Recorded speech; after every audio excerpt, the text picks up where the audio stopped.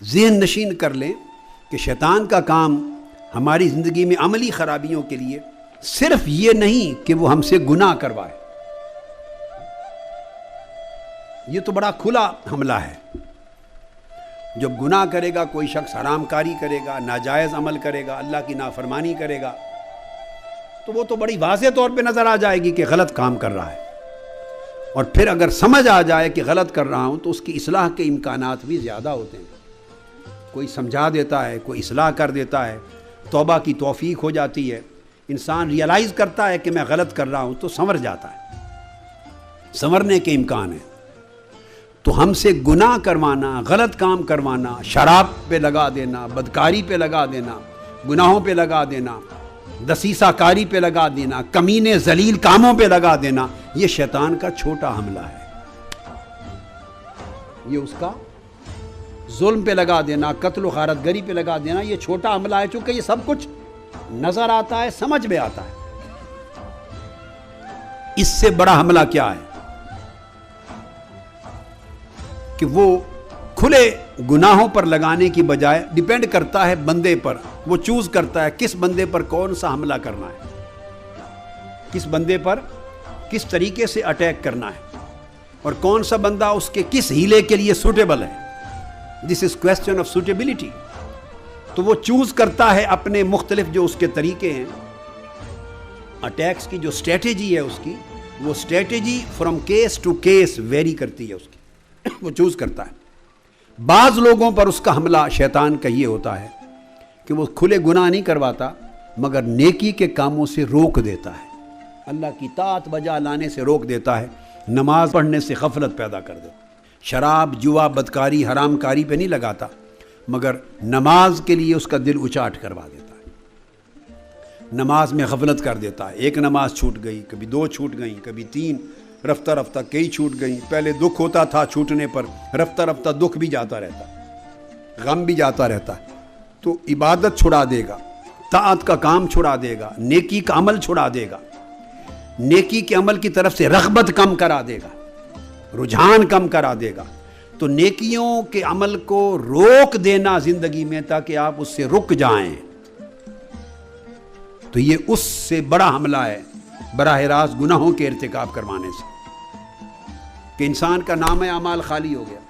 ایک بیسک نقطہ یاد رکھ لیں، شیطان کا مقصود، اس کی غرض، اس کا آبجیکٹو، ایم اور آبجیکٹو گناہ کروانا نہیں ہے، یاد رکھ لیں، اس کا آبجیکٹو آپ کو اپنے ساتھ دوزخ میں لے جانا ہے۔ اس نے قسم کھائی تھی اللہ کی بارگاہ میں کہ میں تیرے بندوں سے جہنم کو بھر دوں گا، اتنے لوگوں کو جہنم لے جاؤں گا کہ جہنم بھر دوں گا۔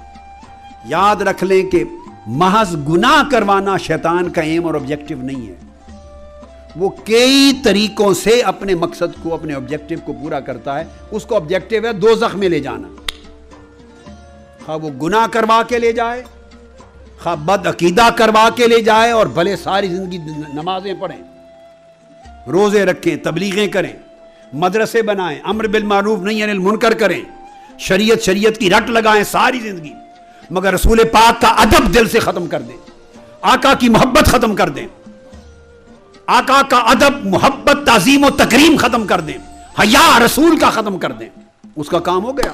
باپ ساری زندگی نمازیں پڑھیں، یہاں موٹے کالے نشان ماتھے پر بنا دے، اس کا کیا جاتا ہے، پڑھتے پھرے نمازیں، اسے پتا ہے کہ میں نے اس شخص کو بد عقیدہ کر دیا ہے، اس کی بد عقیدگی اس کو جہنم کا ایندھن بنا جائیں گی، نمازیں کسی کھاتے میں نہیں شمار ہوں۔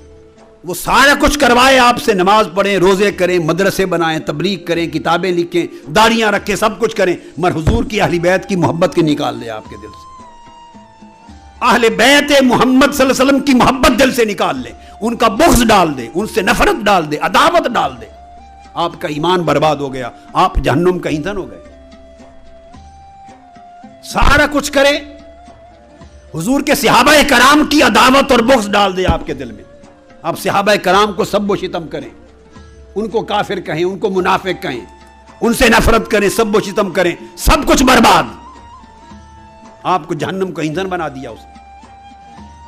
اللہ کے محبوب مقرب بندوں، اولیاء صالحین سے نفرت پیدا کر دے دل میں، عداوت پیدا کر دے، بد عقیدگی کی ایک شکل ہے، سب کچھ برباد ہو جائے.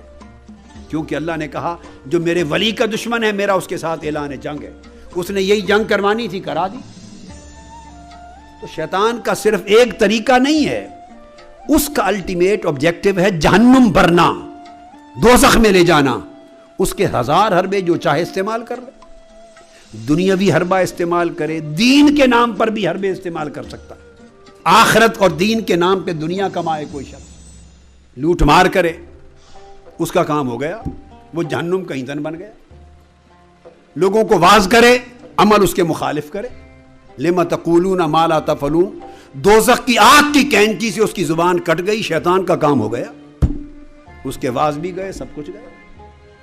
تو شیطان کے بڑے ہیلے ہیں. تو ایک میں نے عرض کیا کہ عبادات اور طاعات سے بندے کو روک دینا، ایک یہ بھی ہیلا ہے، اور ایک اس سے بھی بڑا ہیلا ہے، اس سے بھی بڑا حملہ ہے شیطان کا، سب سے خطرناک حملہ. اور وہ یہ کہ عبادات سے بھی نہ روکے. نماز بھی کہیں پڑھو، روزہ بھی رکھو، حج بھی کرو، زکوٰۃ بھی دو، صدقہ بھی کرو، خیرات بھی کرو، تبلیغ کرو، سب نیک کام کرو، کرنے دے، نہ چھیڑ چھاڑ کرے. مگر کیا کرے؟